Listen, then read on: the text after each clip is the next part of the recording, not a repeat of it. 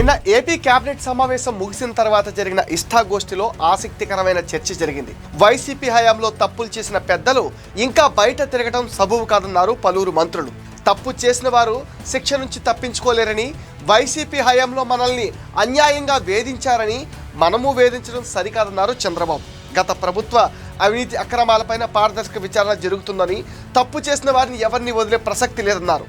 ఎంతటి వారైనా వదలమన్నారు. శిక్షించటమే మన విధానం అన్నారు.